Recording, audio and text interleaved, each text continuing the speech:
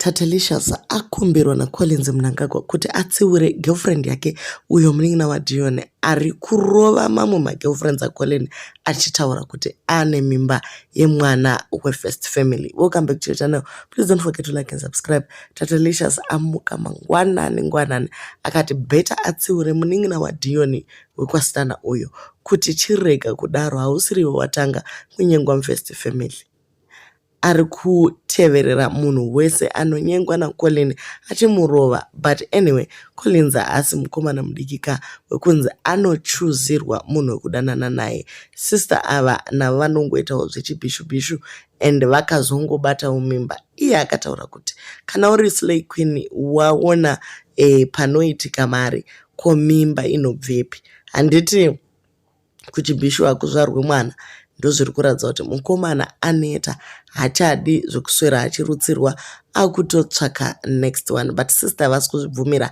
She's only 20 but akutomanya nebig fish. Paharare pane basa, nzara ndo ichapedza maslay queen yedu. Saka Tatelicious ari kuti bodo iye afonerwa early morning naCollinsmnangagwa achimuudza kuti weduwe ndibatsirewo kutsiura munhu uyu, she's everywhere, akutondikanganisira zvinhu zvacho.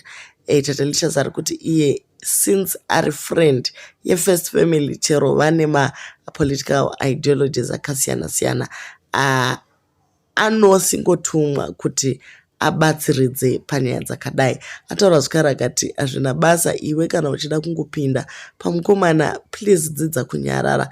Vanapokelo vakangopinda chero vachirohwa variko kumba ikoko. Ari kuti iye dzidza nzvimbo yako, stay in your lane, usirege Collins aseve neusavi hwaanoda nekuti humwe yake inomubvumira kuita sekudaro. Manetizens auya akatanga kutaura vakati ivo Collins tachifunga kuti is going to set an example yekuita mwana akarurama kuitira kuti nyika yese igotevera kumashure kwake.